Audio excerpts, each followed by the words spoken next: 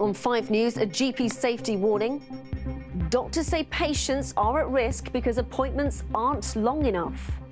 We want to practice safely, we want to provide a good service, but when you're under these time constraints, you're much more likely to perhaps miss something or make a mistake. Also, the Calais migrant controversy. Politicians in France call for a new deal on people seeking asylum in Britain. The breakthrough which could improve early diagnosis of Parkinson's disease. After a year pretending they were living on Mars... 3, 2, 1... A team of scientists ends their isolation. And we meet Britain's Paralympic swimmers as they get ready for Rio. Got 5 events, so I've got quite a busy schedule, so I'm looking forward to just going out there and racing. Welcome to 5 News, I'm Danny Sinha.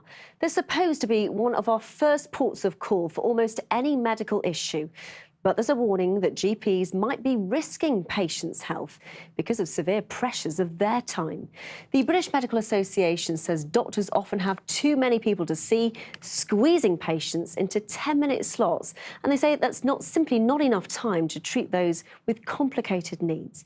Here's our health correspondent, Catherine Jones. No one likes to feel rushed discussing a medical problem with their doctor. But with most standard surgery appointments scheduled to last just 10 minutes, that is often how patients feel. And having to work so quickly puts huge pressure on GPs, making the care they deliver less than ideal and potentially unsafe. It's a dilemma Dr. Mona Mansouri frequently faces when she holds surgeries. We want to practice safely, we want to provide a good service, but when you're under these time constraints, you're much more likely to perhaps miss something or make a mistake. And that is always at the back of your mind when you're running late and wanting to catch up. The busiest GPs can end up seeing up to 60 patients a day. But the Doctors' Union, the BMA, says 25 a day would be a better target, giving each person a 15-minute consultation with their doctor, something patients would certainly appreciate. To put a slot on the time you need to spend with your GP is wrong. However long it takes, it takes. I think so. I think it'd be more convenient for people because, you know, people like to talk, and if you're rushed in and out, especially when you're ill. They will have more time, you know, to check your history and to check you properly instead of just diagnose you quickly. NHS England has already committed more money to ease the pressure on general practice. The BMA wants that cash spent on reorganising services to make 15-minute appointments possible. What the BMA is proposing is that individual surgeries like this one band together into groups of perhaps up to 20 and all send their overspill of patients to a central GP hub, perhaps based at a medical centre or local hospital. One of the options that we're proposing is that GPs work together in hubs within the local area and they're funded properly to provide emergency services to patients who need to see a GP but are unable to get an appointment in their surgery. Across the health service, there's consensus that pressure on GPs is unsustainable.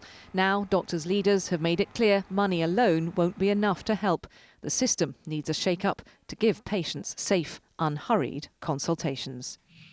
Catherine, no hard and fast rules, though, about how long GPs should actually spend with their patients. That's right. It used to be a 10-minute consultation was a way of measuring doctors' performance, but not anymore. So theoretically, they can have appointments as long as they like. But in reality, the only way they can keep up with their enormous workload is to try and keep pushing people through every 10 minutes. Now, this idea of the BMAs to allow a doctor to have just 25 appointments and then push all the rest to a centralised system is obviously a great one because it would mean every consultation is safe and unhurried, but there are disadvantages too because the thing it would do is to break that important connection between a person seeing their GP, not just any old GP. So as with all of these things in the health service, there is a difficult balance to be struck. Absolutely. Catherine, thank you very much. 2 candidates to become the next French president say the treaty that stops large numbers of migrants from crossing into Britain from Calais should be drastically changed. They've blamed the deal for the build-up of large migrant camps that have become known as the jungle. Well, let's now speak to our political editor, Andy Bell, in Westminster. And Andy, what's the background to all of this? Well, Danny, the background is that more than 5,000 people are living in miserable conditions in northern France, mainly in that camp that's known to everyone as the jungle outside Calais. These are people who have tried to get into the UK or who want to get into the UK but legally have no right to come here, but who stay in northern France because they still want to try and enter the UK, probably illegally. Now, under something called the Le Touquet Treaty from 2003, the UK has the right to put UK border personnel on French soil to help control that flow of people who would want to come into the country. That has been there for several years now, basically with the agreement of both the British and the French government. What is changing is that we're getting into a French presidential election and two serious contenders, one a former president, one a former prime minister, Nicolas Sarkozy and Alain Juppé, have both said in the last few days that that Le Touquet Treaty should either be drastically revised or simply torn up.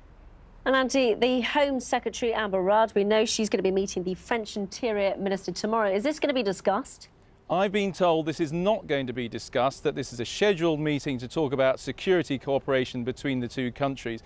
Basically, it won't be discussed, I understand, because the current French government essentially agrees with the UK government that while it's not perfect, the system that we have at the moment is at least serving to contain the problem. There's also been another suggestion from another French politician that somehow people in France who want to claim asylum in the UK should be able to do that while still in France. The British government have shot that down and said there is a well-established convention within the EU, and Britain is still in the EU despite the Brexit vote.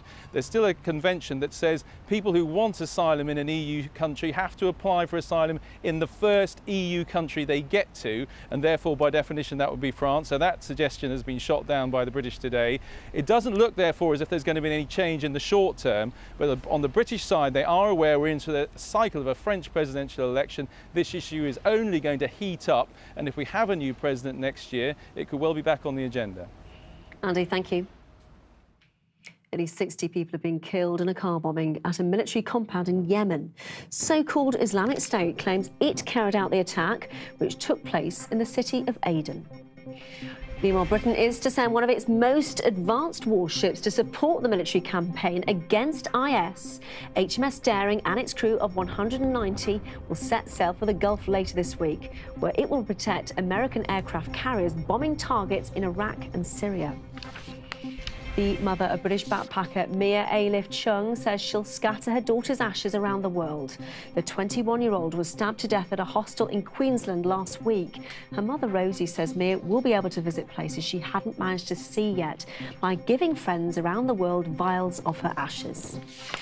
And police investigating the reported abduction of a boy in Surrey have arrested a man on suspicion of perverting the course of justice.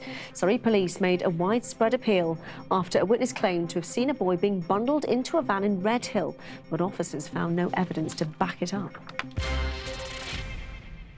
It's a condition that affects more than 125,000 people in Britain, often causing severe shaking and reduced mobility. Now a test that could spot Parkinson's disease early is one step closer. Researchers have identified a molecule that's found in the brain cells of those with the condition. Dominic Reynolds has been meeting one man with Parkinson's to find out how it affects his life. You can't see it when you look at him, and at the moment you can't hear it in his voice, but Ben's brain is changing. He was diagnosed with Parkinson's at the age of 30. That was 5 years ago. Life's already a little tougher. The small things in life that everyone takes for granted that people with Parkinson's struggle to do. Just ironing my shirts when you have a pile of iron in the corner of the kitchen and stuff, and it used to take me 20 minutes to do 10 shirts, and now it takes me 20 minutes to do 2 shirts. Ben got married just before his diagnosis, and he's got 2 children. If you think about it too long and too much, you literally lock yourself in the house and sit in the corner and wait for it to take over. As a dad, what does that mean then? It's incredibly scary, knowing that my kids potentially will not have the father they should have and deserve. But at the same time, I have to enjoy them now and make sure they've got good memories about their dad when they were kids. Parkinson's disease affects about 1 in 500 people in the UK. It causes the loss of nerve cells in the brain. People who have it experience tremors, rigid muscles and sometimes depression. But But scientists don't know what causes Parkinson's, and there is, as yet, no cure for it. 127,000 people in the UK have got Parkinson's. The challenge for science has always been finding out who will get Parkinson's. At the moment, the best test is simply showing the symptoms. What researchers in Edinburgh have now found is a particular protein that we all have in our brains, but that behaves differently in the brains of people with Parkinson's. You can see the protein here in red. It's called alpha-synuclein. In Parkinson's sufferers, it develops into sticky clumps. So testing that stickiness could reveal the disease before symptoms show. The results look very exciting, and we hope that this will turn into some sort of diagnostic test in the future. And that obviously has big implications for people who need to be diagnosed, so they don't have to wait too long, but also in the development of new treatments that may in the future be able to slow down the progression of Parkinson's. Stepping into an uncertain future hasn't been easy for Ben and his family. For him, Parkinson's has brought depression as well as physical changes. But today's news has left him optimistic that soon other people's journey will be easier. Dominic Reynolds, 5 News. Still to come on the programme. Faking life on Mars after 12 months of isolation. The scientists celebrating their newfound freedom with selfies and snacks. Plus, we meet the 13-year-old who's the youngest member of Britain's Paralympic team. I'm absolutely buzzing. It's going to be really good and the experience will be really good. All that and much more after the break.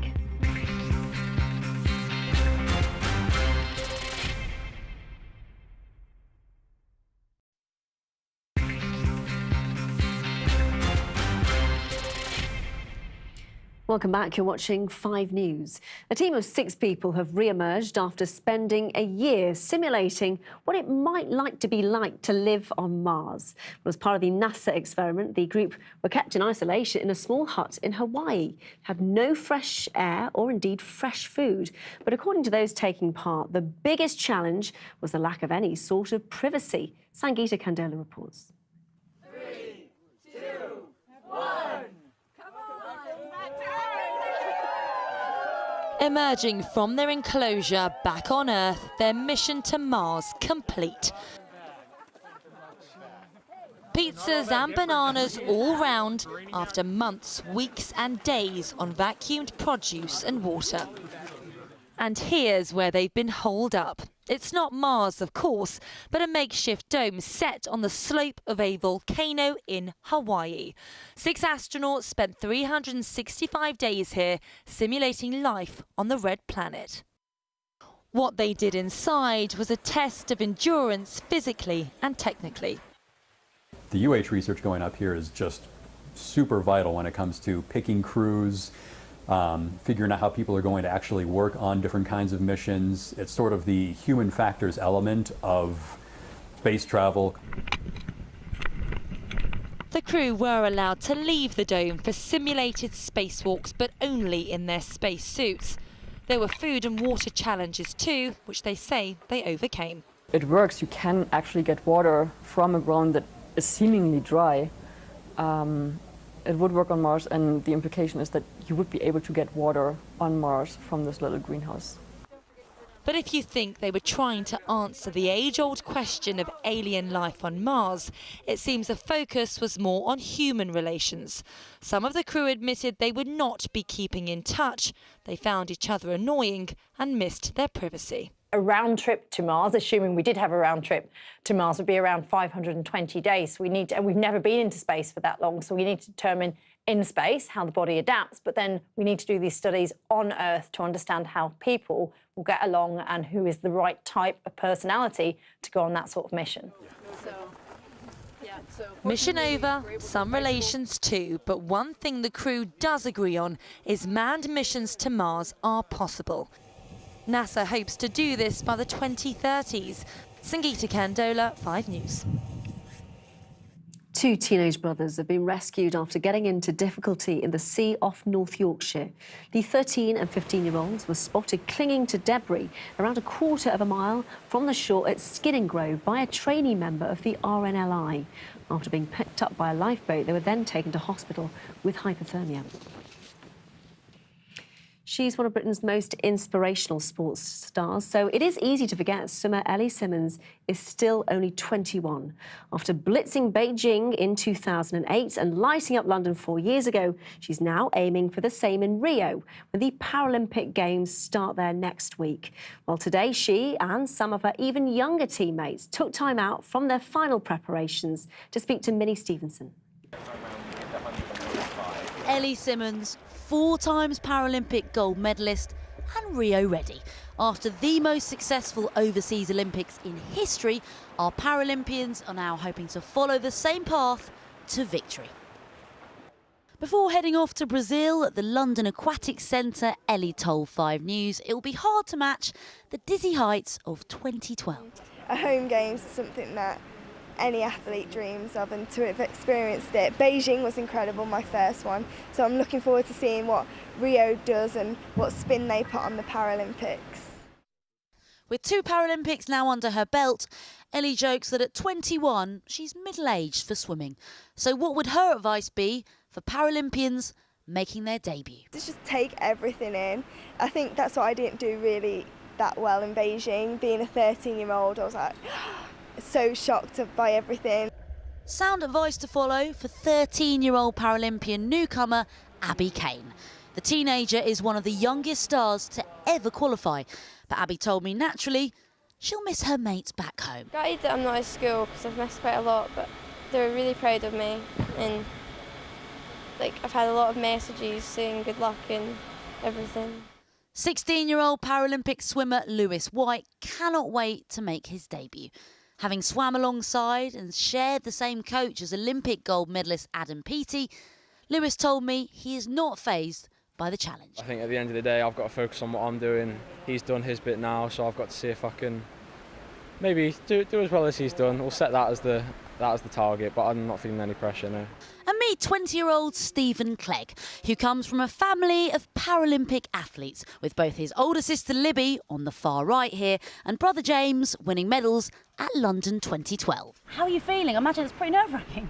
Yeah, really nervous. As I said, my sister's been to 2 before, so having her with me, it's going to be much easier, I think. So we had to ask the star swimmers of Paralympics GB the one thing they could not live without in Rio. My diary goes everywhere with me. My phone, so I can contact everyone. Definitely my music. My music, I need my music to help me chill out. A swimming anthem? Yeah, it's Babbitt O'Reilly by The Who. The Paralympics begins next week. Let the games commence. Minnie Stevenson, 5 News. Well, one of the stars of the Olympics has been getting a hero's welcome from his hometown. Joe Clark, who won gold in the canoe slalom, was carried through a crowd of thousands of fans in Stone in Staffordshire. It's the first time he sat in a canoe since he won his event. Singer Beyonce has had a pretty impressive night at the MTV Video Music Awards in New York. She won 7 out of the 8 awards she was nominated for, including Video of the Year for her song Formation. She also won Best Female Video for a different track. Footballers may not always get on with their referees, but 10-year-old Dan Fagg from Doncaster is particularly grateful for the one who was in charge of his most recent game. Shortly after scoring a goal, Dan suffered a cardiac arrest and collapsed on the pitch. It was the quick actions, though, of ref Chris Crowe that saved his life. Warren Nettleford has been to meet them both. Meet Dan Fagg. He's 10 years old. I'm quick and I have a good shot. He's always wanted to be a footballer, but Dan's footballing dream became a nightmare last week. He collapsed on the pitch after scoring a goal. Then I ran back, all the players were surrounding me, and I had a heart attack. When do you think you'll be back playing again? 2 months. 2 months? That's brilliant, isn't it, mate? Yeah? But this is the man who saved his life. After seeing Dan collapse, Chris, the referee, stopped the game and began CPR. While it was happening, I was fully focused. You know, thank God for first aid training and the FA's first aid programme. I was very focused. It was after that and everything had settled down. I'll be honest, I was in an absolute state of shock. Within minutes, the air ambulance arrived and revived Dan. He was then taken to hospital, where he spent almost a week recovering. Dan's parents were watching the game too, and were understandably concerned. I just watched the colour, blue, purple, lips creep up his face, and it was just the noise he made. It was just the gasp. It was and then nothing. And I knew that if we didn't do something, he was gone. The quick thinking by Chris means Dan is expected to make a full recovery. He now has to wear a device to regulate his heartbeat. Today's game is to raise money for a portable defibrillator for the club, to ensure they're prepared for future emergencies. Chris saved a life and a promising football career. Today's fundraising drive is to ensure more lives can be saved in the future.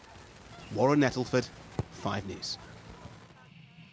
Good luck to Dan there. That's all from us. Sean Welby's got the weather next. From all the team, though, have a lovely evening. Bye-bye for now.